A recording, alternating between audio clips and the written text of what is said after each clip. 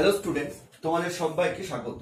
আজকে ক্লাস 10 অর্থাৎ মাধ্যমিক ভৌত বিজ্ঞানের 8.4 মানে চ্যাপ্টার নম্বর 8.4 মানে পরীক্ষাগার ও রাসায়নিক শিল্পে অজৈব রসায়ন বা যাকে আমরা শুধু অজৈব রসায়ন বলে থাকি, সেই অধ্যায়ের ভিডিও নম্বর 7 বা পার্ট 7 ভিডিও, এবং এটাই কিন্তু এই চ্যাপ্টারের শেষ ভিডিও। তো এই ভিডিওতে আমরা কি পড়বো? এই ভিডিওতে আমরা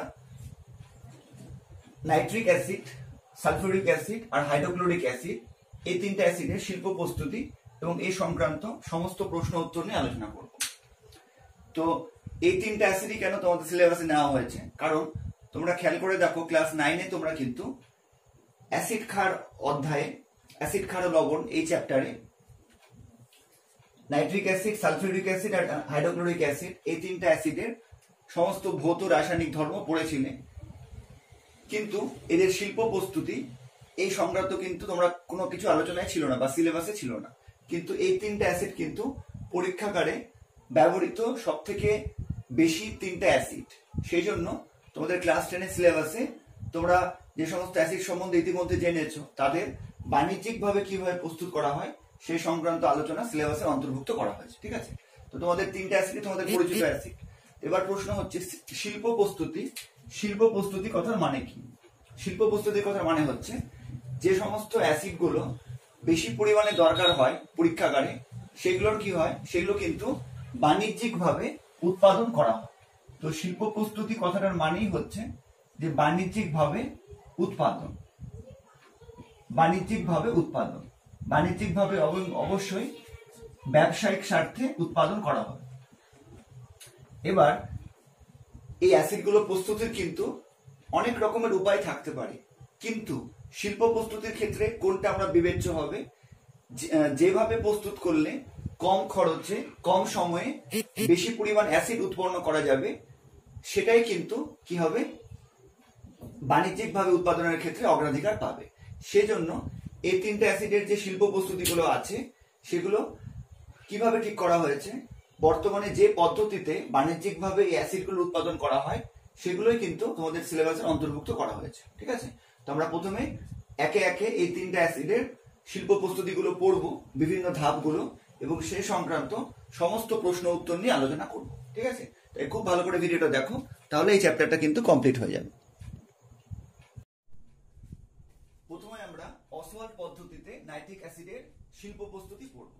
তো প্রথম প্রশ্ন যেটা আসছে যে অসওয়াল্ড পদ্ধতি বলা হয় কেন, বা নাইট্রিক অ্যাসিডের যে শিল্প প্রস্তুতি তাকে অসওয়াল্ড পদ্ধতি বলা হয় কেন? তার কারণ এই যে পদ্ধতি, মানে যে ধাপের মাধ্যমে আমরা নাইট্রিক অ্যাসিড এক্ষেত্রে উৎপাদন করব, সেই ধাপ বা পদ্ধতিটা সম্বন্ধে প্রথম জানিয়েছিলেন বিজ্ঞানী অসওয়াল্ড। বিজ্ঞানী অসওয়াল্ড জার্মান বিজ্ঞানী। ঠিক আছে? জার্মান বিজ্ঞানী অসওয়াল্ড সর্বপ্রথম বাণিজ্যিকভাবে নাইট্রিক অ্যাসিডের শিল্প উৎপাদন করেছিলেন। সেখান থেকে এই পদ্ধতিটার নাম হয়ে গেছে অসওয়াল্ড পদ্ধতি। ঠিক আছে? তো এই পদ্ধতিতে কিন্তু নাইট্রিক অ্যাসিড তিনটি ধাপে প্রস্তুত করা হয়। ঠিক আছে? তোমরা অবশ্যই কিন্তু আমি যেভাবে বলছি সেইভাবে করে হেডিং দেবে। ঠিক আছে? প্রথম ধাপ, প্রথম ধাপ। এবারে কি হেডিং দেবে?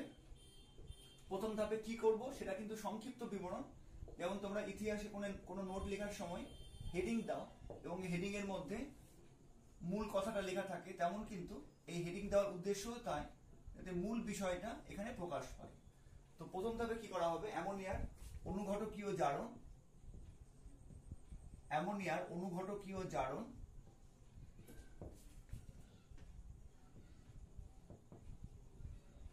আর কি করা হবে? নাইট্রিক অক্সাইড উৎপাদন, NO, NO মানে হচ্ছে নাইট্রিক অক্সাইড। ঠিক আছে? তো এইভাবে কিন্তু তোমরা অবশ্যই হেডিং গুলো দেবে। প্রথমে আমরা ধাপগুলো পড়বো। তাহলে প্রথম ধাপে কি করা হবে? অ্যামোনিয়ার অনুঘটকীয় জারণ ঘটানো হবে এবং তার ফলে কি করা হবে? নাইট্রিক অক্সাইড বা NO গ্যাস উৎপাদন করা হবে। এটা হচ্ছে প্রথম ধাপ। আচ্ছা, এবার লেখাটা আমি লিখছি না, শুধুমাত্র আমি ইকুয়েশনের মাধ্যমে বলে দিচ্ছি। ঠিক আছে? তো কি করা হবে? আর অ্যামোনিয়ার অনুঘটকীয় জারণ কিন্তু আমরা অ্যামোনিয়ার রাসায়নিক ধর্ম পড়ার সময় পড়েছি। সেকেন্ড ভিডিওতে, প্লেলিস্টে গিয়ে দেখবে, সেকেন্ড ভিডিওতে এটা আছে। তো যারা অলরেডি পড়ে নিয়েছো তাদের কিন্তু এটা নতুন মনে হবে না, কারণ এটা অ্যামোনিয়ার অনুঘটকীয় জারণ আমরা অ্যামোনিয়ার রাসায়নিক ধর্মে অলরেডি পড়ে নিয়েছি। ঠিক আছে? আচ্ছা, তো এখানে কি করা করা হয় বলছি, প্রথম ইকুয়েশনটা লিখে নিই। আর এটা কিন্তু উভমুখী বিক্রিয়া হবে অবশ্যই, এবং আমি যেভাবে তোমাদের উভমুখী বিক্রিয়া দিয়ে লিখে দিচ্ছি, পরীক্ষার সময় কিন্তু তোমাকে মুখেও বলতে হবে, প্লাস কিন্তু এরর উপরে সমস্ত শর্তগুলো উল্লেখ করতে হবে। ঠিক আছে? আর কি লাগবে? প্লাটিনাম রোডিয়াম তারজালি, এটাই কিন্তু অনুঘটক। তোমরা জানো এই বিক্রিয়াটা অ্যামোনিয়া পড়ার সময় তোমরা অবশ্যই পড়ে নিয়েছো। আর সংস্পর্শকাল মানে খুব দ্রুত চালনা করতে হয়, এই ব্যাপারটা তোমাদের বলেছিলাম।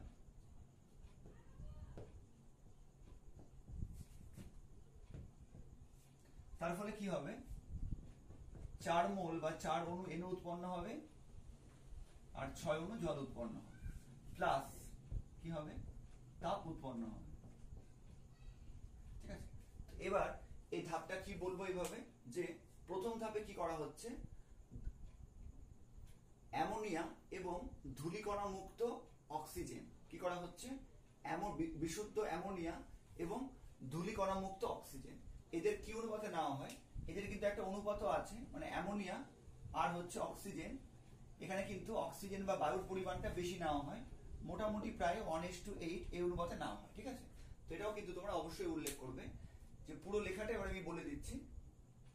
কি বলবে? যে প্রথম ধাপে বিশুদ্ধ অ্যামোনিয়া এবং ধূলিকণা মুক্ত বায়ুর অক্সিজেনকে প্রায় 1:8 অনুপাতে নিয়ে 5 থেকে 7 এটিএম চাপে বা 5 থেকে 7 গুণ বায়ুমণ্ডলীয় চাপে 700 ডিগ্রি থেকে 800 ডিগ্রি সেলসিয়াস উষ্ণতায় প্লাটিনাম রোডিয়াম নির্মিত তারজালির উপর দিয়ে খুব দ্রুত চালনা করলে, ব্র্যাকেটে সংস্পর্শকালটা লিখে দিবে, খুব দ্রুত চালনা করলে ব্র্যাকেটে সংস্পর্শকালটা লিখে দিবে 0.0014 সেকেন্ড, কি হবে? নাইট্রিক অক্সাইড গ্যাস উৎপন্ন হয়। এখানে আরো দিতে পারি। আচ্ছা, এবার এই যে বিক্রিয়া, এই বিক্রিয়ার বিশেষ বৈশিষ্ট্য কি? এই বিক্রিয়ার বিশেষ বৈশিষ্ট্য হচ্ছে সম্মুখ বিক্রিয়াটি তাপ উৎপাদক। সম্মুখ বিক্রিয়াটি কি হবে? তাপ উৎপাদক। সম্মুখ বিক্রিয়াটি তাপ উৎপাদক। আর কি হবে? সম্মুখ বিক্রিয়া কি হবে? আয়তন বাড়ে। ঠিক আছে? তার মানে সম্মুখ বিক্রিয়া মানে NH3 আর অ্যামোনিয়া আর অক্সিজেনের বিক্রিয়া যে উৎপন্ন হচ্ছে, এটা সম্মুখ বিক্রিয়া। আর বিপরীত বিক্রিয়া বলতে এই দুটো যুক্ত হয়ে যদি অ্যামোনিয়া আর অক্সিজেন উৎপন্ন হয় বা যে মিশ্রণ পাওয়া যায়, এটা হচ্ছে বিপরীত বিক্রিয়া। ঠিক আছে? তো আমরা সম্মুখ বিক্রিয়াটাই মূলত পড়ছি। তো সম্মুখ বিক্রিয়া তাপ উৎপাদক, সেটা বুঝতেই পারছো, 21.5 কিলো ক্যালোরি তাপ উৎপন্ন হচ্ছে প্রতি মোলের জন্য, আর এক্ষেত্রে কিন্তু আয়তন বাড়ে। আচ্ছা, এবার এই যে বিক্রিয়া, এই বিক্রিয়ায় যে নাইট্রিক অক্সাইড গ্যাস উৎপন্ন হচ্ছে, এটা কিন্তু অনেক বেশি উষ্ণ, তাই না? একে কিন্তু প্রায় 700 ডিগ্রি থেকে 800 ডিগ্রি সেলসিয়াসে উত্তপ্ত করে আমরা নাইট্রিক অক্সাইডটা পাচ্ছি। এবার দ্বিতীয় ধাপে কি করব? দ্বিতীয় ধাপে কি হবে? যে নাইট্রিক অক্সাইড উৎপন্ন হলো, তাকে আবার জারিত করতে হবে। তো দ্বিতীয় ধাপে কি লিখব? প্রথম ধাপে উৎপন্ন নাইট্রিক অক্সাইড এর জারণ এবং NO2 উৎপাদন। ঠিক আছে?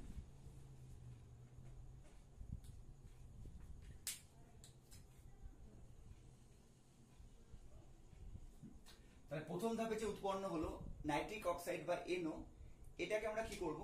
যেহেতু নাইট্রিক অক্সাইডটা অনেক বেশি উষ্ণ অবস্থায় আছে, কারণ আমরা 700 ডিগ্রি থেকে 800 ডিগ্রি সেলসিয়াস দিয়েছি, তো যে নাইট্রিক অক্সাইড উৎপন্ন হয়েছে এরও কিন্তু উষ্ণতা প্রায় 700 ডিগ্রি থেকে 800 ডিগ্রি সেলসিয়াস বা এরকম থাকবে, অনেক বেশি উত্তপ্ত থাকবে। তো প্রথমে কি করতে হবে? এই নাইট্রিক অক্সাইডটাকে আমাকে উষ্ণতা কমিয়ে কি করতে হবে? 50 ডিগ্রি সেলসিয়াস উষ্ণতা নিয়ে আসতে হবে। কাকে? নাইট্রিক অক্সাইডকে। এবার কি করব? নাইট্রিক অক্সাইডকে আমাকে দহন কক্ষে কি করতে হবে? অক্সিজেন দ্বারা জারিত করলে কি হবে?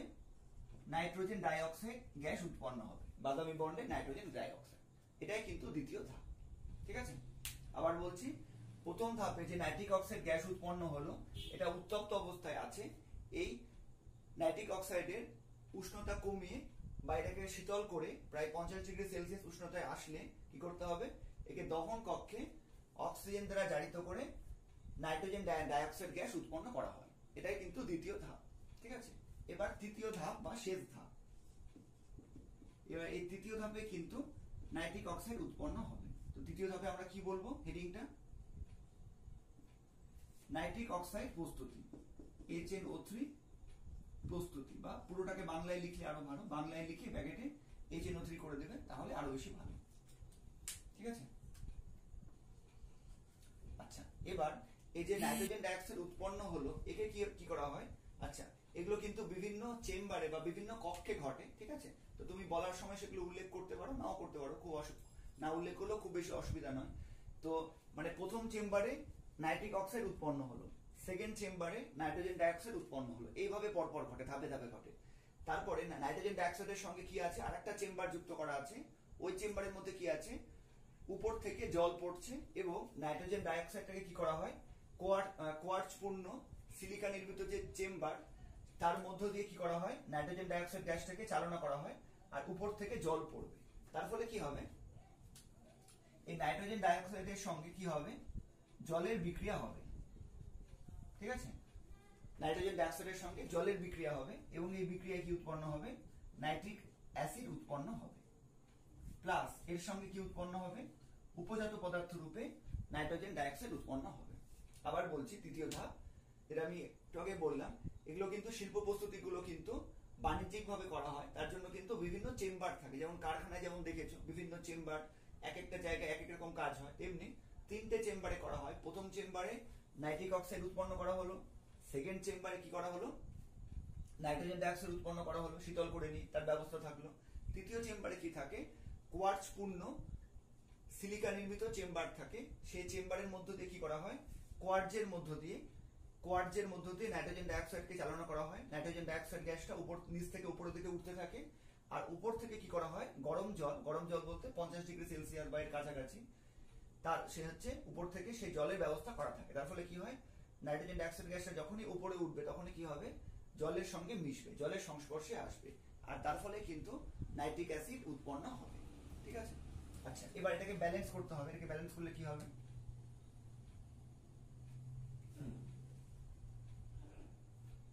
আচ্ছা এবার এটাকে শিল্প প্রস্তুতি কেন বলছি, আর একটা বিষয় বলছো, যে আমরা কিন্তু প্রথম ধাপে এত খাটনি করে, এত অনুঘটক ব্যবহার করে, এত রকম করে কি উৎপন্ন করছি, নাইট্রিক অক্সাইড উৎপন্ন করছি, কিন্তু শেষে কিন্তু আমরা নাইট্রিক অক্সাইড পাচ্ছি, তার সঙ্গে আবার কিন্তু আমরা প্রথম ধাপে যেটা আমরা তৈরি করছিলাম NO বা নাইট্রিক অক্সাইড, এটাও কিন্তু আমরা পেয়ে যাচ্ছি। তার মানে একটা ধাপে যে নাইট্রিক অক্সাইড উৎপন্ন হবে তাকে কি করা হবে, তাকে আবার দ্বিতীয় ধাপে ব্যবহার করা হবে। ঠিক আছে, মানে আমাকে বারবার কিন্তু আর NOটা উৎপন্ন করতে হলো না। আমি প্রথম ধাপে যে NO বা নাইট্রিক অক্সাইড উৎপন্ন করলাম সেটাকে আমি আবার দ্বিতীয় ধাপে ব্যবহার করলাম। তার ফলে কি হলো, আবার NO উৎপন্ন হলো, এটাকে আমি আবার ব্যবহার করলাম। তার মানে আমাদের কি হবে, প্রথম ধাপে যে আমাদের অনুঘটক ব্যবহার করতে হচ্ছে, বা প্রথম ধাপটাই কিন্তু বেশি খরচা বহুল বা বেশি কঠিন। বুঝতেই পারছো, এখানে অনেক অনুঘটক খুব দ্রুত চালনা করতে হবে, অনেক বেশি চাপ সৃষ্টি করতে হবে। ঠিক আছে, তো প্রথম ধাপটাই কিন্তু বেশি সময় সাপেক্ষ বা বেশি খরচ সাপেক্ষ। তার থেকে বাঁচার জন্য কি করা হয়, শেষ ধাপে যে নাইট্রিক অক্সাইড উৎপন্ন হচ্ছে এটাকে পুনরায় আবার ব্যবহার করা হয়। তার ফলে একবার প্রথম ধাপটা করে নিলে আর কিন্তু বারবার প্রথম ধাপে NO উৎপন্ন করার দরকার নেই। এই শেষ ধাপে যে নাইট্রিক অক্সাইড উৎপন্ন হচ্ছে এটাকে আমি দ্বিতীয় ধাপে ব্যবহার করে আবার নাইট্রিক অ্যাসিড প্রস্তুত করব, আবার NO উৎপন্ন হবে, আবার এইভাবে চলতেই থাকবে। বুঝেছো, এইভাবে করা হয়। এবার অনেকেই কিন্তু শুধুমাত্র এই হচ্ছে প্রস্তুতির ধাপগুলোই পড়ে নেয়, কিন্তু এখান থেকে যে বিভিন্ন রকম প্রশ্নগুলো আছে তারা অতটা মনোযোগ দিয়ে পড়ে না। ঠিক আছে, কিন্তু পরীক্ষাতে শুধু যে এই সংক্রান্ত প্রশ্ন আসলে সেটাই নয়, এখান থেকে প্রত্যেকটা জিনিস আমরা কেন ব্যবহার করছি, কি জন্য ব্যবহার করছি, তা থেকে কিন্তু বিভিন্ন রকম প্রশ্ন আসতে পারে। তো প্রথম সব থেকে সাধারণ প্রশ্ন কি আসে এই বিক্রিয়া থেকে, তোমরা জানো যে মাধ্যমিকে ম্যাক্সিমাম 3 নম্বরের প্রশ্ন আসে, বড় প্রশ্ন। তো 3 নম্বরের বড় প্রশ্নের মধ্যে মূলত কি দেয়, এইভাবে উল্লেখ করে দেয় যে অসওয়াল্ড পদ্ধতিতে নাইট্রিক অ্যাসিড প্রস্তুতির সমীকরণগুলি লেখো। এর জন্যই 3 নম্বর থাকে। আচ্ছা, তো সমীকরণ লেখার সময় অবশ্যই কিন্তু এই ধাপগুলো উল্লেখ করবে, হেডিং গুলো, আর হচ্ছে সমীকরণগুলো লিখবে। ঠিক আছে, তাহলে কিন্তু তোমরা 3 নম্বর পেয়ে যাবে। আর এখানে সম্পূর্ণ শর্তগুলো উল্লেখ করবে। ঠিক আছে, এটা একটা প্রশ্ন। আচ্ছা, আর কি প্রশ্ন দিতে পারে 3 নম্বরের জন্য, যে পরীক্ষাগারে অসওয়াল পদ্ধতিতে নাইট্রিক অ্যাসিড প্রস্তুতির বিভিন্ন ধাপগুলি বর্ণনা করো, বা অসওয়াল পদ্ধতিতে নাইট্রিক অ্যাসিড কিভাবে উৎপন্ন করা হয় বর্ণনা করো। তখন কিন্তু তোমাকে শুধুমাত্র ইকুয়েশন লিখলেই চলবে না, তখন কিন্তু তোমাকে ভাষাটা বা কিভাবে করা হচ্ছে সেই প্রসেসটাও কিন্তু সংক্ষেপে লিখে দিতে হবে। ঠিক আছে, এই হচ্ছে 3 নম্বরের জন্য সব থেকে কমন প্রশ্ন। আচ্ছা, এবার অ্যামোনিয়া পড়ানোর সময় যেমন তোমাদের বলেছিলাম যে এখান থেকে আর কি দিতে পারে, রূপান্তর করো। এখান থেকে একটা প্রশ্ন দেয়, এটা আমি অ্যামোনিয়াতে উল্লেখ করেছিলাম, হয়তো মনে আছে, যে রূপান্তর করো NH3 থেকে NO বা NH3 থেকে NO কিভাবে রূপান্তর করবে, এটাও কিন্তু 2 নম্বরের জন্য দেয়। তখন তোমাকে শুধুমাত্র কোনো অসওয়াল পদ্ধতি উল্লেখ করার দরকার নেই। যদি তোমাকে প্রশ্নে না উল্লেখ থাকে, তোমাকে অসওয়াল পদ্ধতি উল্লেখ করতে হবে না, তোমাকে প্রথম ধাপটাই শুধুমাত্র বলতে হবে। ঠিক আছে, আচ্ছা, এবার যদি বলে যে সবচেয়ে গুরুত্বপূর্ণ ধাপ কোনটা বা কোন ধাপটা সব থেকে বেশি দরকারি, তো অবশ্যই প্রথম ধাপটাই কিন্তু সব থেকে বেশি দরকারি। তার কারণ প্রথম ধাপে যে নাইট্রিক অক্সাইড উৎপন্ন হচ্ছে, এটা ছাড়া কিন্তু এই পদ্ধতিতে নাইট্রিক অ্যাসিড উৎপন্নই হবে না। সেই জন্য প্রথম ধাপটা কিন্তু সব থেকে উপযোগী বা সব থেকে প্রয়োজনীয়। তো এই গেল হচ্ছে ধাপের ব্যাপারটা, এই 3টা ধাপে সম্পন্ন হয়। এবার এই সংক্রান্ত যে বিভিন্ন রকম প্রশ্ন, সেগুলো আমরা একে একে আলোচনা করি। তো প্রথম যেটা প্রশ্ন উঠছে যে এক্ষেত্রে আমরা তো নাইট্রিক অ্যাসিড প্রস্তুত করলাম, এবার এই নাইট্রিক অ্যাসিডটা লঘু না গাঢ়, এই নাইট্রিক অ্যাসিডটা লঘু না গাঢ়। তো খুব ভালো করে খেয়াল করো, প্রথম ধাপে যে আমরা যে NO উৎপন্ন করেছি, মানে নাইট্রিক অক্সাইড উৎপন্ন করেছি, তার সঙ্গে কিন্তু জল মিশে আছে। দেখো 6 অণু জল মিশে আছে প্রতি ধাপে। তার মানে আমরা যে নাইট্রিক অক্সাইড উৎপন্ন করব, তার মধ্যেও কিন্তু কিছুটা জলীয় অংশ থেকে যাবে। ঠিক আছে, মানে এই নাইট্রিক অক্সাইড গ্যাসটা কিন্তু জলে দ্রবীভূত অবস্থায় যেহেতু আছে, সেই জন্য এখানে যে নাইট্রিক অক্সাইড উৎপন্ন হবে HNO3, তার মধ্যেও কিন্তু কিছুটা জলীয় অংশ থেকে যাবে। সেই জন্য এই অসওয়াল পদ্ধতিতে যে নাইট্রিক অ্যাসিড HNO3 উৎপন্ন হচ্ছে, সেটা কিন্তু লঘু নাইট্রিক অ্যাসিড। ঠিক আছে, মনে রাখবে, অসওয়াল পদ্ধতিতে যে নাইট্রিক অ্যাসিড উৎপন্ন করছি আমরা বাণিজ্যিকভাবে, সেটা কিন্তু লঘু নাইট্রিক অ্যাসিড। ঠিক আছে, ডাইলুট নাইট্রিক অ্যাসিড, লঘু নাইট্রিক অ্যাসিড। আচ্ছা, এখানে আরেকটা জিনিস বলতে ভুলে গেলাম, প্রথম ধাপে যে অ্যামোনিয়ার জারণ ঘটলো, তো সম্পূর্ণ অ্যামোনিয়ার কি জারণ ঘটলো, মানে আমরা যত পরিমাণ অ্যামোনিয়া নিয়েছিলাম তার সম্পূর্ণ কি জারণ ঘটবে? উত্তর হচ্ছে না, সম্পূর্ণ কিন্তু জারণ ঘটবে না। আমরা যতটা অ্যামোনিয়া নিয়েছিলাম তার 90% জারণ ঘটবে সাধারণভাবে। ঠিক আছে, কোনো কোনো ক্ষেত্রে এর বেশিও হতে পারে, কিন্তু 100% জারণ কিন্তু সম্পূর্ণ ঘটবে না।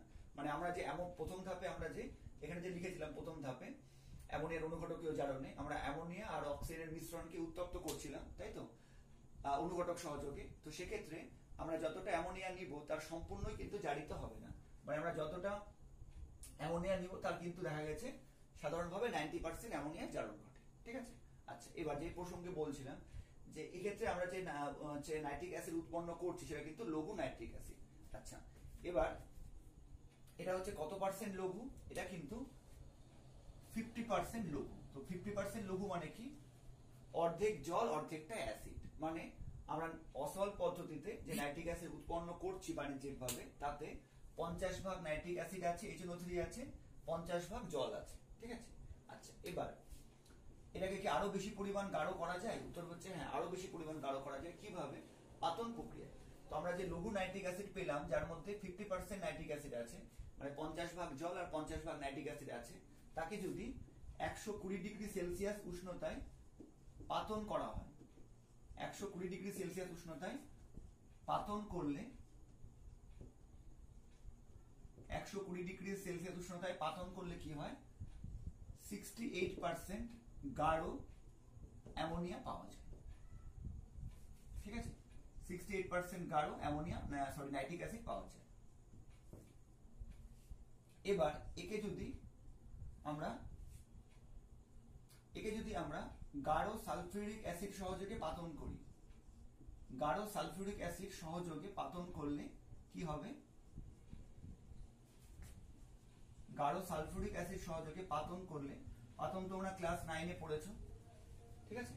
তো পাতন মানে সাধারণভাবে উত্তপ্ত করা, কিন্তু শুধু উত্তপ্তই বোঝায় না, তোমরা ক্লাস 9 এ পড়েছো আর এই ডিটেইলসে বলছি না।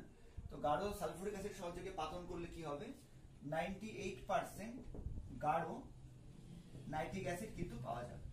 তো এটা থেকেও কিন্তু একটা প্রশ্ন দিয়ে দিতে পারে, তুমি হয়তো শুধু ধাপগুলো পড়ে গেলে এখান থেকে 2 নম্বরের একটা প্রশ্ন দিয়ে বসে থাকলো। সেই জন্য প্রত্যেকটা অংশ কিন্তু খুঁটিয়ে খুঁটিয়ে এবং ভালো করে বুঝে পড়তে হবে, যাতে কোনো অংশই বাদ না যায়। তো আবার বলছি, অসওয়াল পদ্ধতির আমরা যে নাইট্রিক অ্যাসিড উৎপন্ন করছি বাণিজ্যিকভাবে, তাতে 50% সেটা হচ্ছে তাতে 50% নাইট্রিক অ্যাসিড আছে, 50% জল আছে। এবার একে যদি আমি এই প্রাপ্ত নাইট্রিক অ্যাসিডকে যদি আমি 120 ডিগ্রি উষ্ণতায় পাতন করি, তাহলে কি হবে, পাতন করলে কি হবে, জলটা বাষ্পীভূত হয়ে যাবে, অ্যাসিডটা গাঢ় হবে, অ্যাসিডের পরিমাণটা বাড়বে। তো প্রথমে ছিল 50%, এখন কি হয়ে যাবে 68% গাঢ় নাইট্রিক অ্যাসিড পাওয়া যাবে। মানে এখন যেটা পেলাম আমি 120 ডিগ্রি উষ্ণতায় পাতন করার ফলে, তার মধ্যে কি আছে, শতকরা 68 ভাগ নাইট্রিক অ্যাসিড আছে, বাদ বাকি মানে 32 ভাগ জল আছে। ঠিক আছে, মানে অনেকটা গাঢ় হয়েছে। এবার একে যদি আমি এই 68% যে গাঢ় নাইট্রিক অ্যাসিড পেলাম, তাকে যদি আমি গাঢ় সালফিউরিক অ্যাসিড সহযোগে পাতন করি, তো গাঢ় সালফিউরিক অ্যাসিড কি, তোমরা ক্লাস 9 এও পড়েছো এটা, যে গাঢ় সালফিউরিক অ্যাসিড কিন্তু তীব্র জলাকর্ষী পদার্থ। তার ফলে যখনই গাঢ় সালফিউরিক অ্যাসিড সহযোগে পাতন করব, তখন কি হবে, গাঢ় সালফিউরিক অ্যাসিড কিন্তু এর মধ্যে যে জল ছিল 32 ভাগ, তার বেশিরভাগটা শোষণ করে নেবে। এবার যদি পাতন করি আমরা বা উত্তপ্ত করি, তার ফলে কি হবে, প্রায় জল থাকবে না বললেই চলে, বেশিরভাগ জলটাই বাষ্পীভূত হয়ে যাবে। ঠিক আছে, মানে বেশিরভাগটা গাঢ় সালফিউরিক অ্যাসিড শোষণ করবে, বাকির বেশিরভাগটা কি হবে, পাতন করলে বাষ্পীভূত হয়ে যাবে। তার ফলে আমরা শেষ পর্যন্ত যেটা পাবো সেটা কিন্তু 98% গাঢ় নাইট্রিক অ্যাসিড। মানে এর মধ্যে কি আছে, শতকরা 98 ভাগ নাইট্রিক অ্যাসিড আছে, মাত্র 2 ভাগ জল আছে। ঠিক আছে, এটা কিন্তু বিশুদ্ধ নাইট্রিক অ্যাসিড। তো এটাতেও কিন্তু একটা প্রশ্ন আসে, এটাও কিন্তু তোমরা এইভাবে নোট করে নাও এবং প্রশ্ন আকারে মনে মনে তোমরা একটা প্রশ্ন রেডি করে নাও। ঠিক আছে, যে অসওয়াল পদ্ধতিতে প্রাপ্ত নাইট্রিক অ্যাসিডের পরিমাণ কত বা কতটা লঘু।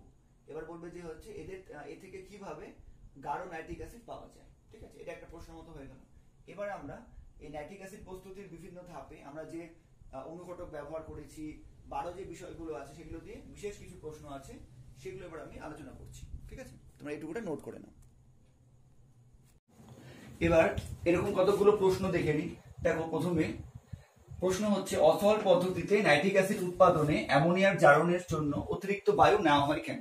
এটা আমি একটু আগেই বললাম, যে ক্ষেত্রে অ্যামোনিয়া এবং বায়ুর অনুপাতটা কত নেওয়া হয়, অ্যামোনিয়া এবং বায়ুর অনুপাতটা প্রায় 1:8 নেওয়া হয়, মানে 1 ভাগ অ্যামোনিয়া 8 ভাগ বায়ু বা অক্সিজেন।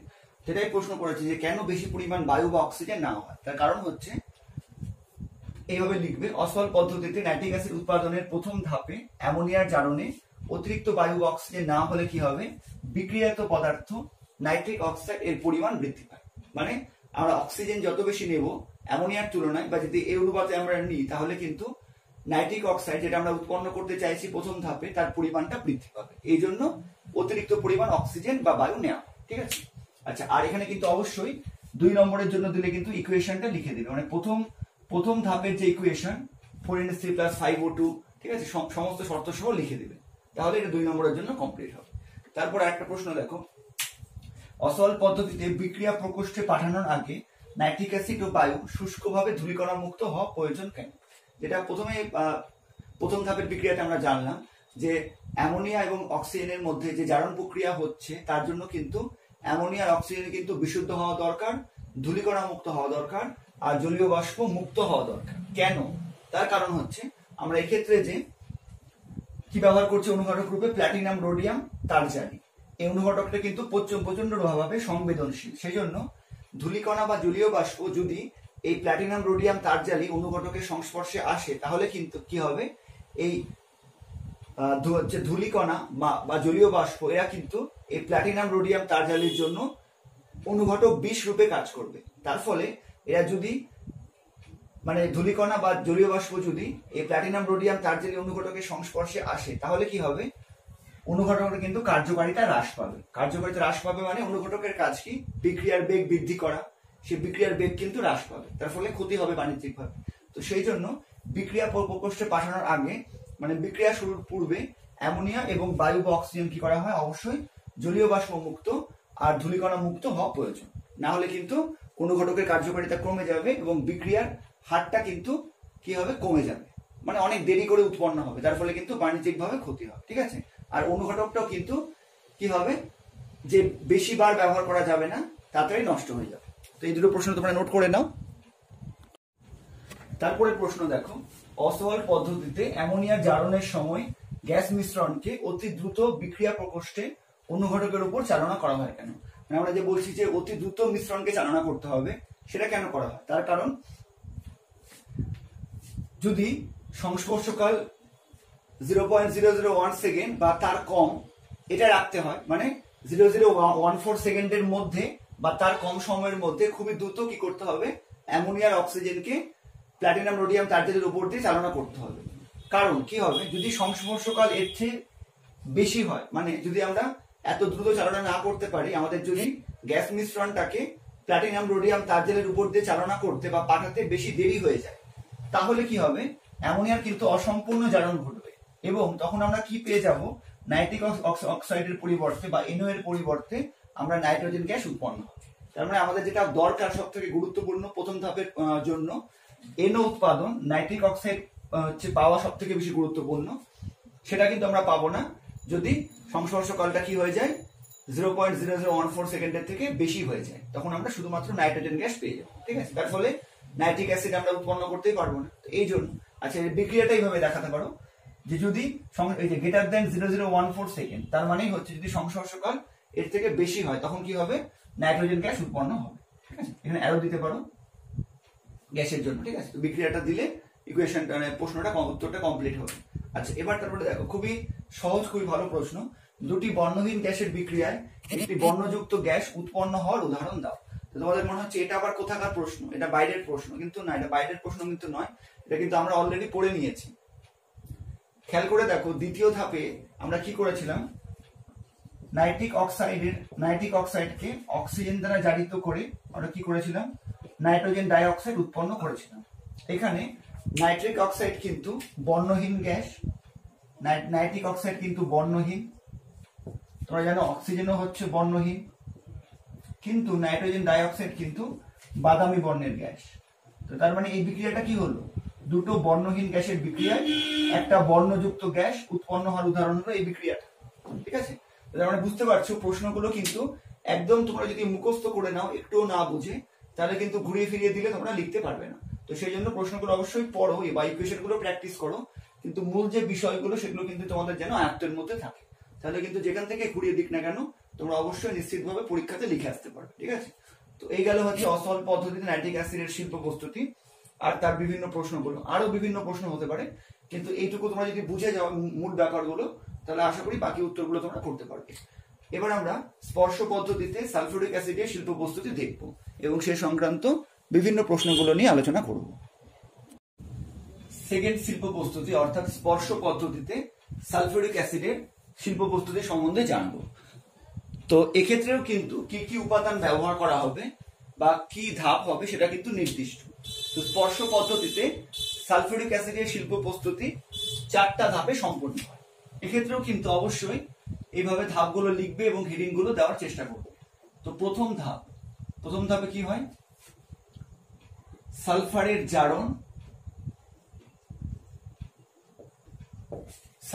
জারণ বা দহন বলতে পারি এবং sulphur die oxide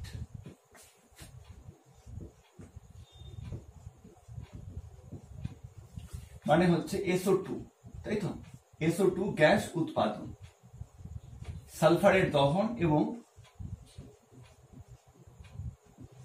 sulphur die oxide বা SO2 গ্যাস উৎপাদন, এটা হচ্ছে প্রথম ধাপের ক্রিয়া। তো প্রথম ধাপে কি করা হবে, সালফারকে বা সালফার যুক্ত কোনো আকরিককে কি করা হবে, দহন চুল্লিতে প্রচন্ডভাবে উত্তপ্ত করা হবে। তার ফলে কি হবে, সালফারের সঙ্গে অক্সিজেনের বিক্রিয়ায় কি হবে, SO2 বা সালফার ডাই অক্সাইড গ্যাস উৎপন্ন হবে।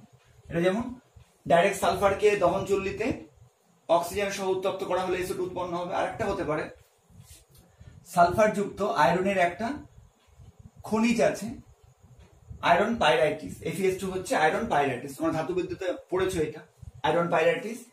একে কি করা হবে, অতিরিক্ত অক্সিজেন সহ দহন চুল্লিতে উত্তপ্ত করা হবে। তার ফলে কি উৎপন্ন হবে? 2 অণু ফেরিক অক্সাইড, আর কি উৎপন্ন হবে? 8 অণু SO2 বা সালফার ডাই অক্সাইড। তো প্রথম ধাপে আমাদের উদ্দেশ্য হচ্ছে SO2 উৎপন্ন করা। সেটা আমরা সরাসরি সালফারকে দহন চুল্লিতে বা সালফার চুল্লিতে উত্তপ্ত করে করতে পারি, বা সালফার আছে এমন কোন খনিজ বা আকরিককে আমরা কিন্তু অতিরিক্ত পরিমাণ বা বেশি পরিমাণ ধূলিকণা মুক্ত এবং বিশুদ্ধ বায়ু বা অক্সিজেনের দ্বারা দহন করে SO2 উৎপন্ন করতে পারি। এবার অতিরিক্ত অক্সিজেন কেন নেওয়া হচ্ছে? কারণ অতিরিক্ত অক্সিজেন নিলে কি হবে, যত বেশি অক্সিজেন নিব তত কি হবে, উৎপন্ন SO2 এর পরিমাণটা বৃদ্ধি পাবে। আর এক্ষেত্রে ধূলিকণা মুক্ত বা বিশুদ্ধ বায়ু কেন নেওয়া হয়? কারণ যেমন আমরা অসল পদ্ধতিতে নাইট্রিক অ্যাসিডের ক্ষেত্রেও দেখলাম যে যদি ধূলিকণা বা অশুদ্ধি থাকে তাহলে কিন্তু কি হবে, পরিমাণটা কমে যাবে বা অশুদ্ধিগুলো SO2 এর সঙ্গে মিশে যাবে। তার ফলে পরবর্তী ক্ষেত্রে কিন্তু আমরা যে অনুঘটক ব্যবহার করব সেটা কিন্তু বাধাপ্রাপ্ত হবে, অনুঘটকের কার্যকারিতা হ্রাস পেয়ে যাবে। ঠিক আছে, এবার দ্বিতীয় ধাপে আমরা কি করব? প্রথম ধাপে যে SO2 উৎপন্ন হলো, দ্বিতীয় ধাপে কি করব, সেই SO2 আমরা জারণ ঘটাবো এবং কি করব, তার ফলে SO2 কে জারিত করে আমরা SO3 উৎপন্ন করব। তো দ্বিতীয় ধাপের হেডিং কি হবে? প্রথম ধাপে উৎপন্ন SO2 এর জারণ এবং SO3 কি, সালফার ট্রাই অক্সাইড, 3টা অক্সিজেন আছে বলে try oxide, sulphur try oxide উৎপাদন। এটা হচ্ছে দ্বিতীয় ধাপ। তো এবার আমাকে SO2 কে কি করতে হবে, SO3 তে রূপান্তর করতে হবে। ঠিক আছে, তো তার জন্য আমার কি লাগবে? অবশ্যই চাপ লাগবে, উষ্ণতা লাগবে এবং কি লাগবে, বিশেষ কিছু আমার হচ্ছে অনুঘটক লাগবে। ঠিক আছে, বিশেষ কিছু অনুঘটক লাগবে আমার। তো দেখো, এই যে বিক্রিয়াটা, এটাও কিন্তু উভমুখী বিক্রিয়া। এখানে কি লাগবে? এখানে 1 থেকে 1.5 বায়ুমণ্ডলীয় চাপ, ATM চাপ, আর কি লাগবে, প্রায় 450 ডিগ্রি সেলসিয়াস উষ্ণতা। আচ্ছা, এবার অনুঘটক রূপে এখানে কিন্তু দুটো পদার্থ আমরা ব্যবহার করতে পারি। একটা হচ্ছে ভ্যানাডিয়াম পেন্টাক্সাইড, তোমরা হয়তো এই অক্সাইডটা আগে পড়োনি, V2O5। ঠিক আছে, এটা হচ্ছে ভ্যানাডিয়াম পেন্টাক্সাইড। তো আমরা এটা ব্যবহার করতে পারি। বাকি ব্যবহার করতে পারি আমরা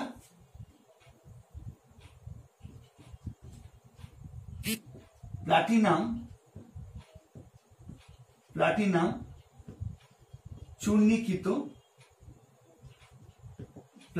চূর্ণীকৃত অ্যাসবেস্টস, এটাও কিন্তু ব্যবহার করতে পারি। মানে প্লাটিনাম যুক্ত বা প্লাটিনামের গুঁড়ো মিশ্রিত অ্যাসবেস্টস, এটাকেও কিন্তু আমরা ব্যবহার করতে পারি। কিন্তু কোনটা ব্যবহার করা হয় বা কোনটা ব্যবহার করা উচিত সেটা আমরা পরবর্তী যে প্রশ্নগুলো আলোচনা করব সেই অংশে আমরা দেখব। ঠিক আছে, তো তোমরা কিন্তু এইভাবে এটাকে মুখেও বলবে, এটাকে মুখে কি বলবে, যে প্রথম ধাপে উৎপন্ন সালফার ডাই অক্সাইডকে 1 থেকে 1.5 বায়ুমণ্ডলীয় চাপে ভ্যানাডিয়াম পেন্টক্সাইড বা প্লাটিনাম চূর্ণীকৃত অ্যাসবেস্টসের উপর দিয়ে, আবার বলছি এটা কি বলবে, যে প্রথম ধাপে উৎপন্ন সালফার ডাই অক্সাইডের উপর দিয়ে 1 থেকে 1.5 বায়ুমণ্ডলীয় চাপে 450 ডিগ্রি সেলসিয়াস উষ্ণতায় ভ্যানাডিয়াম পেন্টক্সাইড বা প্লাটিনাম চূর্ণীকৃত অ্যাসবেস্টস অনুঘটকের উপস্থিতিতে ধূলিকণা মুক্ত, বিশুদ্ধ ও জলীয় বাষ্প মুক্ত বিশুদ্ধ অক্সিজেন চালনা করলে কি হবে, SO2 জারিত হয়ে সালফার ট্রাই অক্সাইডে পরিণত হবে। আর এটাও কিন্তু একটা তাপ উৎপাদক বিক্রিয়া। এক্ষেত্রে কত তাপ উৎপন্ন হবে, 45 কিলো ক্যালোরি পার মোল, মানে প্রতি মোলের জন্য কি হবে, 45 কিলো ক্যালোরি প্রায় তাপ উৎপন্ন হবে। ঠিক আছে, এটা হলো দ্বিতীয় ধাপ। এবার তৃতীয় ধাপে কি হবে,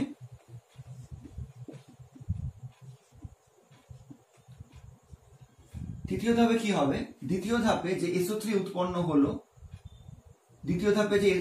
উৎপন্ন হলো, তাকে আমরা কি করব, তাকে আমরা শোষণ করব। কি দিয়ে, সেটা এখানে হেডিং এ লিখছি না। SO3 এর শোষণ, আর কি হবে, ওলিয়াম উৎপাদন। তো ওলিয়াম কি, এটাও বলছি, ওলিয়াম উৎপাদন। এটা হচ্ছে তৃতীয় ধাপের হেডিং। মানে তৃতীয় ধাপে কি ঘটবে, SO3 এর শোষণ করব আমরা, শোষিত করব SO3 কে, আর তার ফলে ওলিয়াম উৎপন্ন করব। এক্ষেত্রে কি হবে, দ্বিতীয় ধাপে যে SO3 উৎপন্ন হলো সালফার ট্রাইঅক্সাইড, এটাকে কি করা হয়, এটাকে 98% গাঢ় সালফিউরিক অ্যাসিড দ্বারা শোষিত করা হয়। তার ফলে কি হবে, তার ফলে ওলিয়াম উৎপন্ন হয়। তো 98% গাঢ় সালফিউরিক অ্যাসিড বলতে যে সালফিউরিক অ্যাসিড দিয়ে আমি SO3 কে শোষণ করাবো তার মধ্যে 98% সালফিউরিক অ্যাসিড আছে, মাত্র 2% জল আছে। ঠিক আছে, তাহলে কি হবে দেখো, এবার ওলিয়ামের যে সংকেত সেটা কি করে মনে রাখবে, দেখো দেখো হাইড্রোজেন কটা আছে, দুটো, তো H2 হয়ে গেল। সালফার কটা আছে, দেখো একটা, একে দুটো, কটা হলো, দুটো সালফার, তো কি করে লিখবো, S2। এবার অক্সিজেন মোট কটা আছে, দেখো তিনটা, আর চারে 7টা, তাহলে কি হয়ে গেল, H2S2O7। এটাকে কিন্তু বলা হয় ওলিয়াম, কিন্তু ওলিয়াম কিন্তু বাণিজ্যিক নাম। ঠিক আছে, আচ্ছা এটা এই প্রসঙ্গে আসছি আবার। তো তৃতীয় ধাপে আমরা কি করলাম, ওলিয়াম উৎপন্ন করলাম। ঠিক আছে, এটা হচ্ছে ওলিয়াম।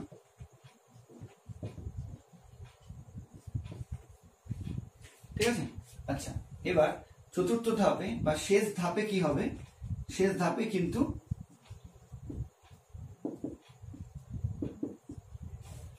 H2SO4 প্রস্তুতি হবে। ঠিক আছে, H2SO4 প্রস্তুতি, মানে H2SO4টা কিন্তু শেষ ধাপে গিয়ে প্রস্তুত হবে বা উৎপন্ন হবে। ঠিক আছে, তো এবার কি করা হবে, এই যে ওলিয়াম উৎপন্ন করলাম আমরা, তার সঙ্গে কি করা হবে, পরিমাণ মতো পাতিত জল, পরিমাণ মতো পাতিত জল মিশ্রিত করলে কি হবে, আমরা যে গাঢ়ত্ব অনুযায়ী অ্যাসিডটা চাই, মানে আমরা যদি বেশি গাঢ়ত্বের অ্যাসিড উৎপন্ন করতে চাই সালফিউরিক অ্যাসিড, তাহলে আমরা কম পরিমাণ পাতিত জল মিক্স করব। আর আমরা যদি লঘু সালফিউরিক অ্যাসিড উৎপন্ন করতে চাই তাহলে আমরা বেশি পরিমাণ জল মিশ্রিত করব। এই জন্য বললাম যে চতুর্থ ধাপে কি করা হবে, তৃতীয় ধাপে যে ওলিয়াম উৎপন্ন হলো তার সঙ্গে পরিমাণ মতো পাতিত জল মিশ্রিত করে, পাতিত জল মানে হচ্ছে ডিস্টিলড ওয়াটার, মিশ্রিত করে কি করা হবে, সালফিউরিক অ্যাসিড উৎপন্ন করা হবে। ঠিক আছে, এখানে কিন্তু কোনো নির্দিষ্ট অনুপাত নেই যে কত অনুপাত হবে, কারণ অ্যাসিডটা লঘু হবে না গাঢ় হবে, কত পার্সেন্ট লঘু বা গাঢ় হবে সেটা কিন্তু আমরা যে পাতিত জল মিশাচ্ছি তার উপর নির্ভর করবে। তো এই হচ্ছে 4টা ধাপ। তো একবার প্রথম থেকে 4টা ধাপ বলে দিচ্ছি। প্রথম ধাপে কি করা হচ্ছে, সালফারকে বা সালফার যুক্ত কোনো খনিজ বা আকরিককে দহন কক্ষে বিশুদ্ধ এবং ধূলিকণা মুক্ত অক্সিজেন দ্বারা প্রচন্ড পরিমাণে উত্তপ্ত করার ফলে বা দহন করার ফলে SO2 গ্যাস উৎপন্ন করা হচ্ছে। ঠিক আছে, এই দুটো ইকুয়েশনই কিন্তু দিতে হবে, একটা দিলে শুধু এটা দিলে কিন্তু হবে না, এটাও দিতে হবে। ঠিক আছে, দ্বিতীয় ধাপে কি করা হচ্ছে, প্রথম ধাপে যে SO2 উৎপন্ন হলো তাকে তার উপর দিয়ে কি করা হচ্ছে, 1 থেকে 1.5 বায়ুমণ্ডলীয় চাপে 450 ডিগ্রি সেলসিয়াস উষ্ণতায় এই দুটো অনুঘটকের উপস্থিতিতে, যে কোনো একটা অনুঘটকের উপস্থিতিতে কি করা হচ্ছে, ধূলিকণা মুক্ত এবং জলীয় বাষ্প মুক্ত বিশুদ্ধ অক্সিজেন বা বায়ু চালনা করা হচ্ছে। এক্ষেত্রে কিন্তু কোনো সময়ের ব্যাপার নেই যে খুব দ্রুত বা খুব আস্তে চালনা করতে হবে। যদি SO2 উপর দিয়ে O2 চালনা করা হয় এই শর্তে, তাহলে কিন্তু SO3 বা সালফার ট্রাইঅক্সাইড গ্যাস উৎপন্ন হবে। এই জন্য এখানে একটা অ্যারো দিতে পারি, গ্যাস বা প্যাকেটে G দিতে পারি। আচ্ছা, এবার যে SO3 উৎপন্ন হলো তাকে কি করব, 98% গাঢ় সালফিউরিক অ্যাসিড দ্বারা শোষিত করলে কি হবে, ওলিয়াম উৎপন্ন হবে। ঠিক আছে, আচ্ছা এবার শেষ ধাপে কি হবে, এই ওলিয়ামের সঙ্গে পরিমাণ মতো পাতিত জল মিশ্রিত করলে কি হবে, সালফিউরিক অ্যাসিড উৎপন্ন হবে। এই হচ্ছে 4টা ধাপ। এবার প্রশ্নে চলে আসি। তো সব থেকে কমন প্রশ্ন হচ্ছে যে স্পর্শ পদ্ধতিতে সালফিউরিক অ্যাসিডের শিল্প প্রস্তুতি বর্ণনা করো। তখন কিন্তু তোমাকে এভাবে হেডিং দিয়ে লিখবে এবং তখন কিন্তু ভাষায় তোমাকে বলতে হবে, মানে প্রতি ধাপে কি হচ্ছে সেটা খুব সংক্ষেপে ভাষায় বলতে হবে এবং ইকুয়েশন গুলো অবশ্যই দিতে হবে। একই রকম আরেকটা প্রশ্ন হচ্ছে 3 নম্বরের জন্য, যে স্পর্শ পদ্ধতিতে সালফিউরিক অ্যাসিড প্রস্তুতির সমীকরণগুলি লেখো। তখন তোমাকে শুধুমাত্র প্রথম, দ্বিতীয়, তৃতীয়, চতুর্থ ধাপ এইভাবে লিখে হেডিং গুলো দিবে আর সমীকরণ গুলো দিবে। ঠিক আছে, আর কিছু দরকার নেই, এবং অবশ্যই এই পুরো ডেটা গুলো কিন্তু উপরে দিয়ে দেবে। ঠিক আছে, আচ্ছা এবার আরেকটা খুব কমন প্রশ্ন তোমরা টেস্ট পেপার বা প্রশ্নবিচিত্রা সলভ করার সময় পাবে, আমি বলে দিচ্ছি প্রশ্নটা। রূপান্তর করো,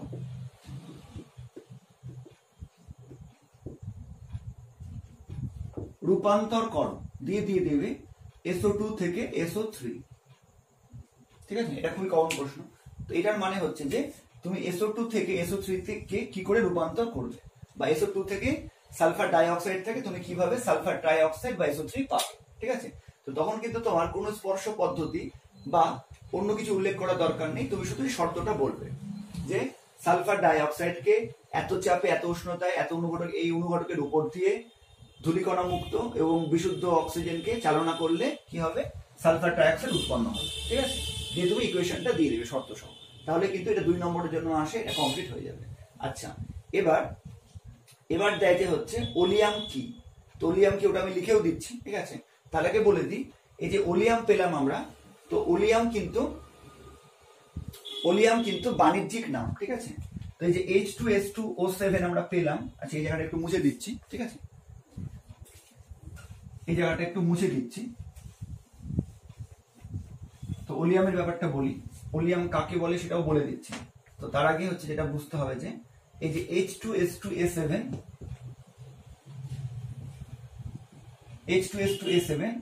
এর নাম কি, এর সাধারণ নাম বা রাসায়নিক নাম কি? এর সাধারণ নাম বা রাসায়নিক নাম হচ্ছে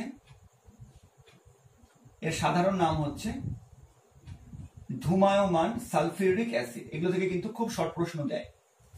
ধূমায়মান সালফিউরিক অ্যাসিড, এটা হচ্ছে প্রচলিত নাম বা সাধারণ নাম, ধূমায়মান সালফিউরিক অ্যাসিড। কেন এটা হয়?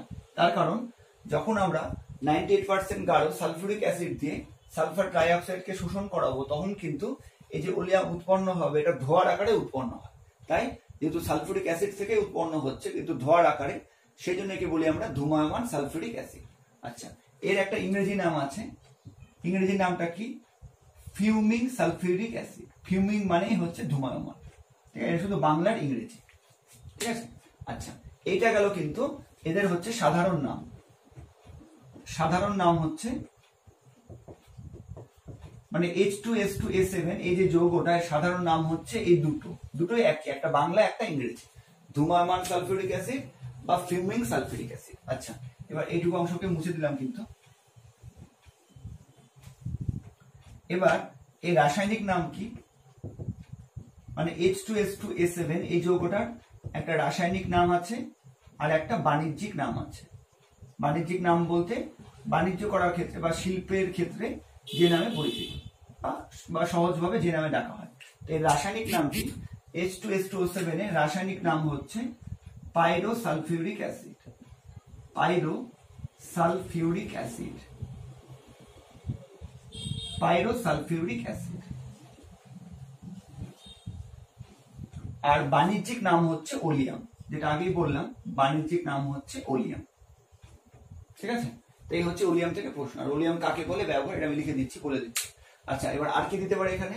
এই যে SO2 থেকে SO3 এক্ষেত্রে কত চাপ ব্যবহার করা হয়, কত উষ্ণতা ব্যবহার করা হয়, কি কি অনুঘটক ব্যবহার করা হয়, এগুলো কিন্তু দিতে পারে প্রশ্ন, ঠিক আছে। যে কোনোটা প্রশ্ন দিতে পারে, মানে এই হচ্ছে প্রস্তুতির মধ্যে যে কোনো তথ্য শর্ট প্রশ্ন বা MCQ হিসেবে কিন্তু দিতে পারে অবশ্যই, ঠিক আছে। তো এবার আমরা আরো যে বিভিন্ন প্রশ্নগুলো এখান থেকে আছে, আচ্ছা তার আগে একটা প্রশ্ন বলে দিই যে এই যে স্পর্শ পদ্ধতি এরকম নামকরণের কারণ কি, বা বলতে পারে যে H2SO4 এর শিল্প প্রস্তুতির যে পদ্ধতি তাকে স্পর্শ পদ্ধতি বলা হয় কেন, বা কন্ট্যাক্ট মেথড। তো কেন বলা হয়? তার কারণ প্রথম ধাপে আমরা কি করলাম, প্রথম ধাপে আমরা SO2 উৎপন্ন করছি কিভাবে? সালফারকে অক্সিজেন দ্বারা, মানে সালফারকে অক্সিজেনে দহন করে বা সালফার যুক্ত কোনো খনিজ বা আকরিককে অক্সিজেনে দহন করে। তো এক্ষেত্রে কি হচ্ছে, প্রথম শর্ত কি হচ্ছে এই বিক্রিয়ার? সংস্পর্শ, মানে এক্ষেত্রে সালফারটা কিন্তু অক্সিজেনের সংস্পর্শে আসছে।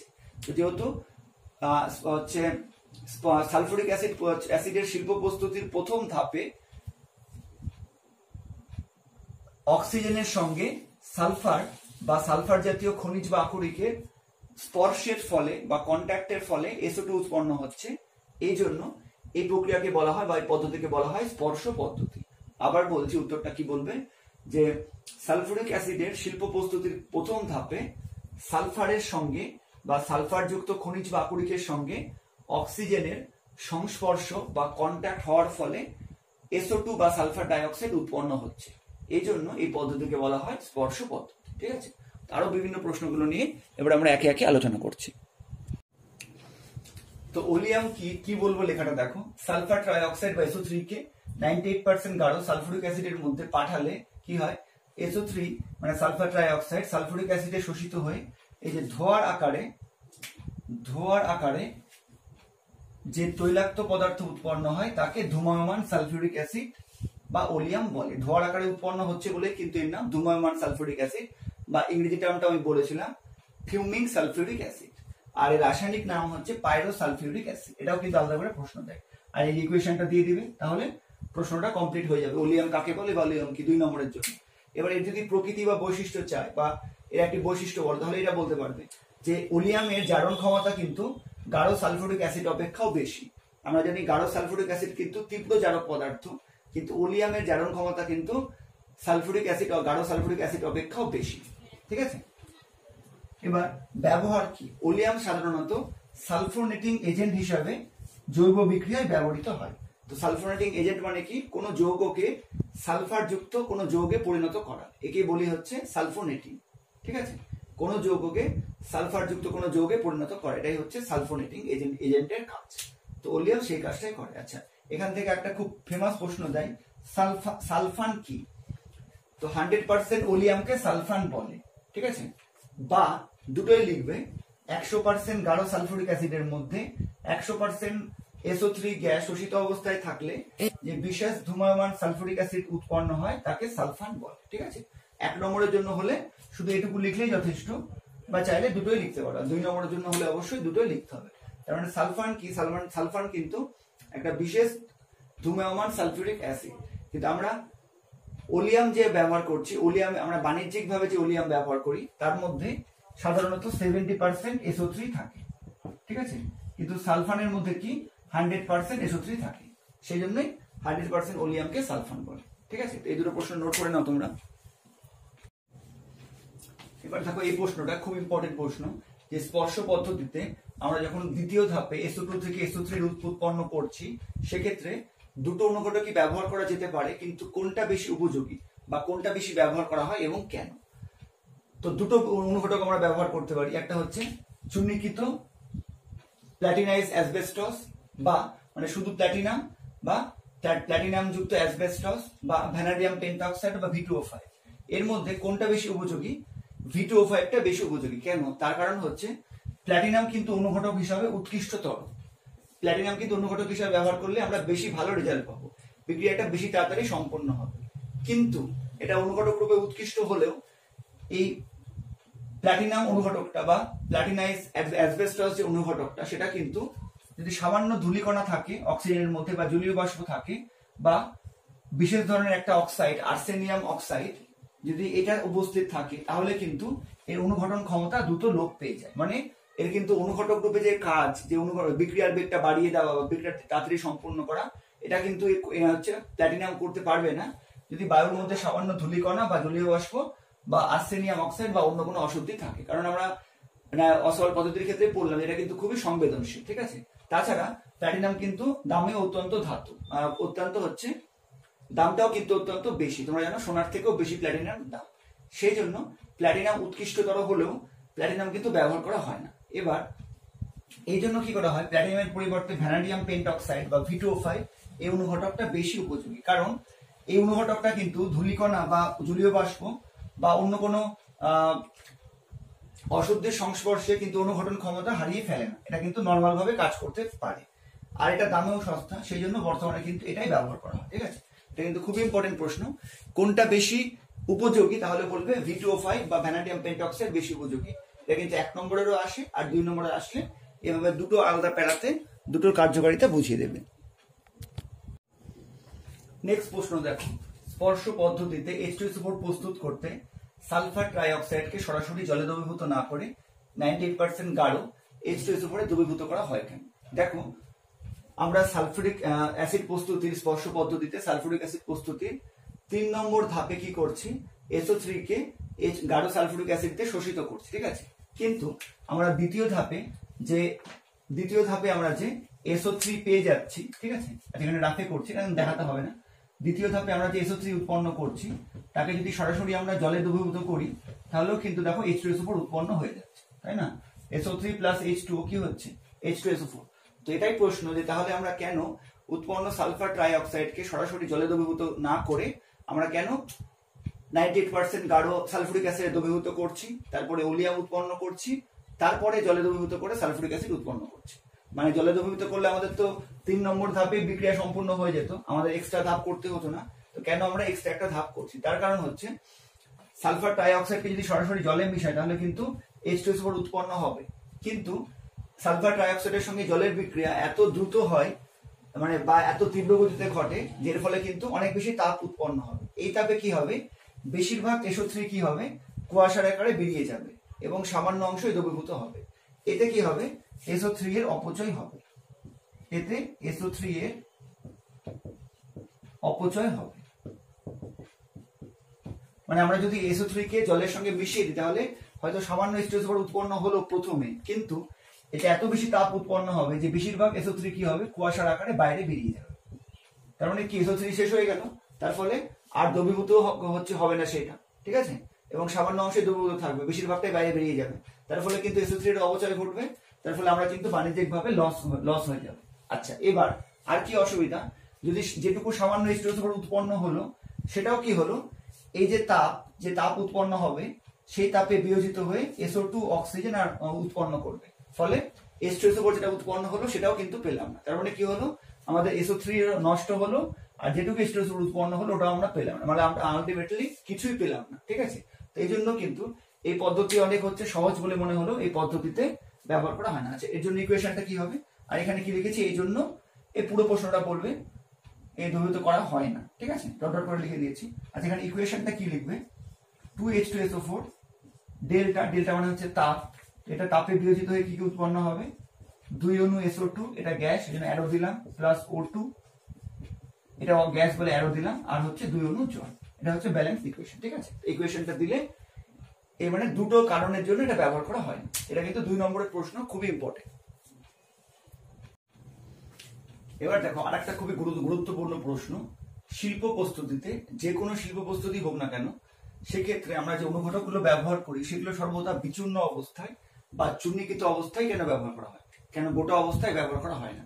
তো এর উত্তর হচ্ছে, আমরা যেমন মশলা ব্যবহার করার সময় গুঁড়ো মশলা ব্যবহার করলে টেস্টটা ভালো হয়, আমরা কিন্তু কখনো কঠিন মশলাগুলো বা মশলার কঠিন উপাদানগুলো রান্না করার সময় ফেলে দিই না, আমরা কি করি, সেগুলোকে মিক্স করি বা ভালো করে বেটে দিয়ে ব্যবহার করি। তার কারণ বেটে ব্যবহার করলে বা গুঁড়ো অবস্থায় ব্যবহার করলে কি হবে, ক্ষেত্রফল বৃদ্ধি পাবে, তার ফলে যা কিছু রান্না করা হবে তার সংস্পর্শে সম্পূর্ণ মশলাগুলো ভালো মতো মিশতে পারবে এবং তার ফলে কি হবে, টেস্টটা ভালো হবে বা রান্নার যে হার বা গুণগত মান সেটা বৃদ্ধি পাবে।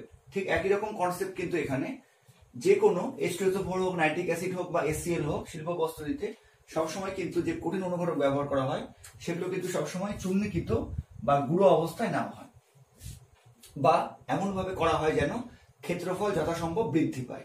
যেমন আমরা তারজালি ব্যবহার করছি, তারজালি ব্যবহার করলে কি হবে, ক্ষেত্রফল অনেক বৃদ্ধি পাবে। তার কারণ হচ্ছে কঠিন অনুঘটকের পৃষ্ঠতলের ক্ষেত্রফলের উপর কোনো গ্যাসের অধিশোষণ মাত্রা নির্ভর করে। অধিশোষণ মাত্রা মানে হচ্ছে অনুঘটকের সংস্পর্শে গ্যাসটা কি পরিমাণ বিক্রিয়া করবে সেটা, বা কত অণু কি পরিমাণ অণুকে শোষণ করতে পারবে সেটা। তো কঠিন অনুঘটকের পৃষ্ঠতলের ক্ষেত্রফল যত বৃদ্ধি পাবে তত কি হবে, অধিশোষণ মাত্রাও বৃদ্ধি পাবে। মানে গ্যাস অণুগুলো হচ্ছে একে অপরকে বেশি পরিমাণ শোষণ করবে, তার ফলে কি হবে, পৃষ্ঠতলের ক্ষেত্রফল বহুগুণ বৃদ্ধি পায়। সেই জন্য বিক্রিয়কগুলো কি হয়, মানে যারা বিক্রিয়া করবে তারা কি হয়, অনুঘটকের সংস্পর্শে বেশি পরিমাণ থাকতে পারে এবং এর ফলে আলটিমেটলি কি হয়, বিক্রিয়ার হারও কিন্তু বৃদ্ধি পায়। এই জন্যই কিন্তু সবসময় অনুঘটককে চূর্ণীকৃত অবস্থায় ব্যবহার করা হয় যে কোনো শিল্প প্রস্তুতির ক্ষেত্রে বিশেষ করে, ঠিক আছে। এটা কিন্তু খুব ইম্পর্টেন্ট প্রশ্ন। দেখো 3 নম্বরে আমরা হাইড্রোক্লোরিক অ্যাসিডের শিল্প প্রস্তুতি সম্বন্ধে পড়ব। তো হাইড্রোক্লোরিক অ্যাসিডের শিল্প প্রস্তুতি 2 রকম ভাবে করা হয়। একটা হচ্ছে সংশ্লেষণ পদ্ধতি, ঠিক আছে, সংশ্লেষণ পদ্ধতি। তো শিল্প ক্ষেত্রে বেশিরভাগ হাইড্রোক্লোরিক অ্যাসিড কিন্তু সংশ্লেষণ পদ্ধতির সাহায্যেই উৎপন্ন করা হয়। এছাড়া আরেকটা পদ্ধতি আছে, সেটা হচ্ছে লাভল্যান্ড পদ্ধতি। লাভল্যান্ড পদ্ধতি, ঠিক আছে। এই দুটো পদ্ধতি তোমাদের কিন্তু সিলেবাসে এই HCl এর শিল্প প্রস্তুতিটা খুব বিশদভাবে নেই, ঠিক আছে, তো আমিও সংক্ষেপে এটা বর্ণনা করব। তো সংশ্লেষণ পদ্ধতি কি, দেখো কি করা হয়, দুটো আলাদা আলাদা হচ্ছে কক্ষ বা চেম্বারের মধ্যে কি করা হয়, হাইড্রোজেন আর ক্লোরিন এই দুটো গ্যাসকে সম আয়তনে নেওয়া হয়।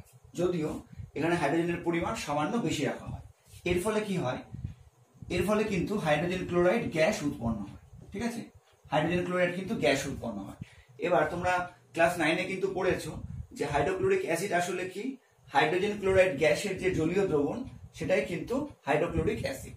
তো প্রথমে হাইড্রোজেন এবং ক্লোরিনকে সম আয়তনে দুটো পৃথক চেম্বারের মধ্যে বা কক্ষের মধ্যে নিয়ে ওদেরকে একটা হচ্ছে সাধারণ কক্ষের মধ্যে প্রবেশ করানো হয়, যেখানে কি হয় এই দুটো মিশ্রিত হয়ে হাইড্রোক্লোরিক অ্যাসিড উৎপন্ন হয়, হাইড্রোজেন ক্লোরাইড গ্যাস উৎপন্ন হয়।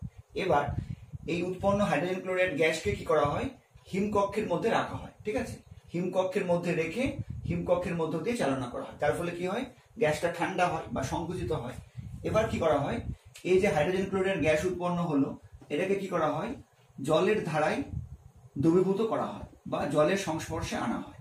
তার ফলে কি হয়, এই হাইড্রোজেন ক্লোরাইড গ্যাসটা জলের মধ্যে দ্রবীভূত হয়ে কি উৎপন্ন করে, হাইড্রোক্লোরিক অ্যাসিড উৎপন্ন করে।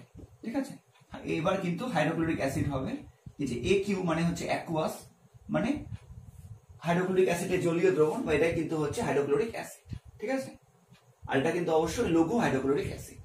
আবার বলছি, হাইড্রোজেন এবং ক্লোরিনকে দুটো পৃথক কক্ষে বা চেম্বারের মধ্যে আলাদা আলাদা ভাবে সম আয়তনে না হবে, যদিও হাইড্রোজেনের পরিমাণ একটু বেশি রাখা হয়, এবং একটা সাধারণ চেম্বারে গিয়ে প্রথমে কি হবে, হাইড্রোজেন ক্লোরাইড গ্যাস উৎপন্ন হবে। এবার এই গ্যাসটাকে হিমকক্ষের মধ্যে চালনা করলে কি হবে, গ্যাসটা ঠান্ডা হয়ে সংকুচিত হবে, এবং এর ফলে কি হবে, এবার এই গ্যাসটাকে কি করা হবে, জলের ধারায় বা জলের সংস্পর্শে দ্রবীভূত করা হবে বা জলের মধ্যে দ্রবীভূত করা হবে। তার ফলে হাইড্রোজেন ক্লোরাইড গ্যাসটা জলের মধ্যে দ্রবীভূত হয়ে যে দ্রবণ উৎপন্ন হবে সেটাই হচ্ছে হাইড্রোক্লোরিক অ্যাসিড।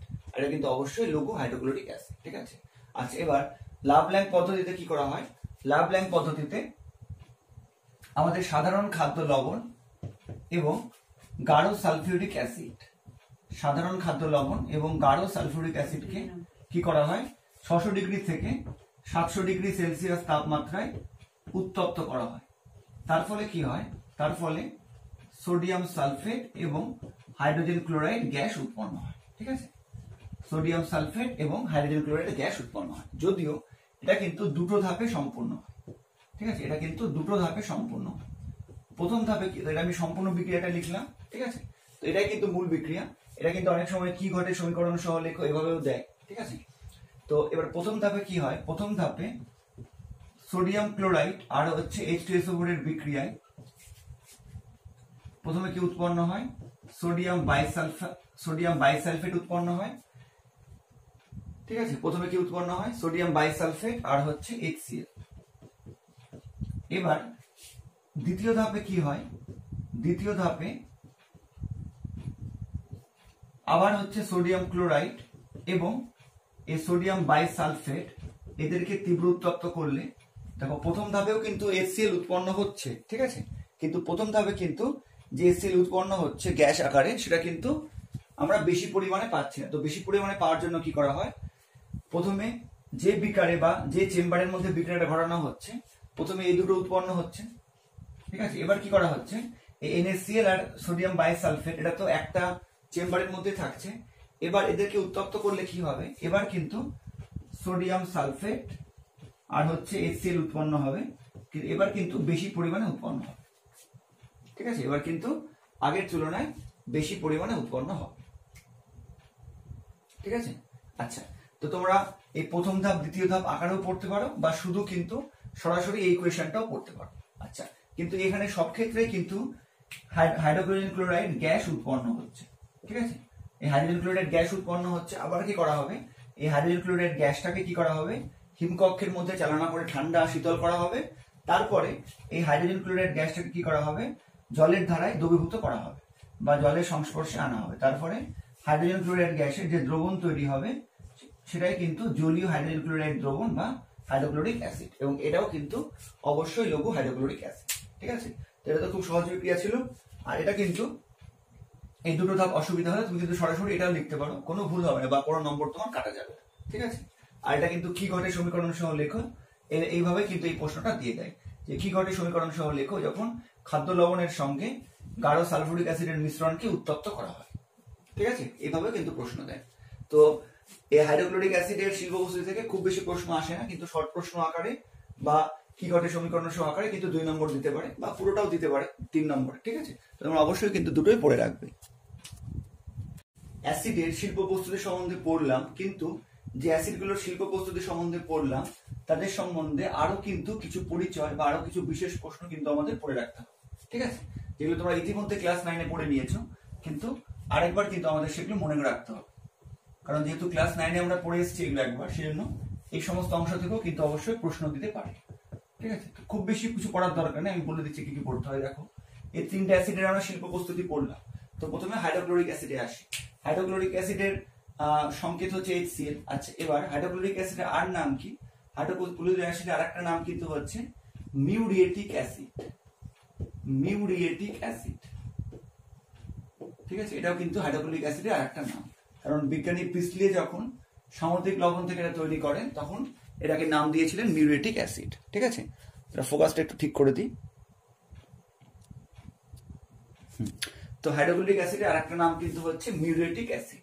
আচ্ছা, এছাড়া হাইড্রোক্লোরিক অ্যাসিডকে কি বলা হয়? আর সামুদ্রিক অ্যাসিডও কিন্তু বলা হয়, ঠিক আছে, যেহেতু সমুদ্রের জলে পাওয়া যায় ক্লোরিন, তো সেই জন্য এটা কিন্তু সামুদ্রিক অ্যাসিডও বলা হয়। এছাড়া এটা কিন্তু একটা খনিজ অ্যাসিডেরও উদাহরণ, ঠিক আছে। তো এই 3টা নাম জাস্ট মনে রাখো। HCl এর একটা নাম হচ্ছে মিউরিয়েটিক অ্যাসিড, এছাড়া সামুদ্রিক অ্যাসিডও কিন্তু HCl কে বলা হয়, এছাড়া HCl ও কিন্তু একটা খনিজ অ্যাসিড। আচ্ছা, এবার হচ্ছে H2SO4। H2SO4 এর আরেকটা নাম কি? Oil of vitriol. হয়তো মনে পড়ছে তোমাদের কারো কারো, ক্লাস 9-এ পড়েছিলে অয়েল অফ ভিট্রিয়ল।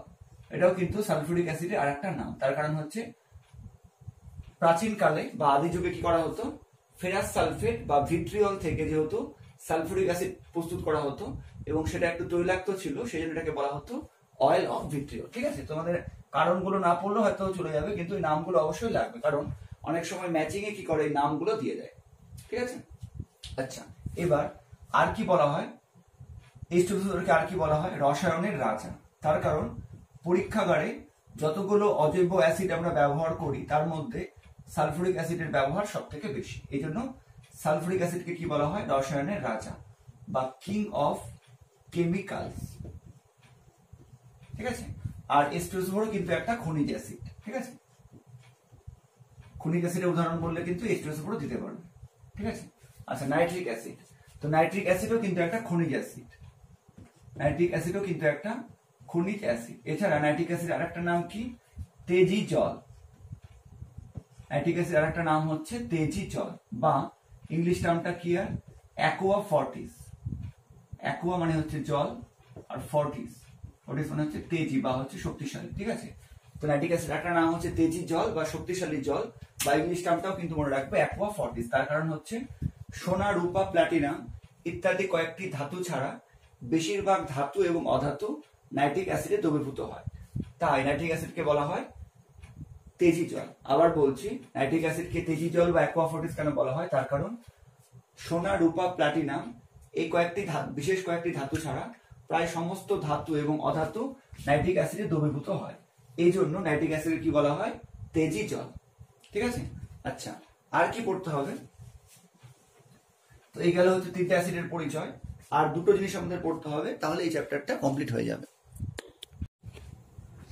এবার দেখো, অম্লরাজ, এটা কিন্তু তোমাদের ক্লাস 9-এর পরিচিত খুবই ফেমাস প্রশ্ন।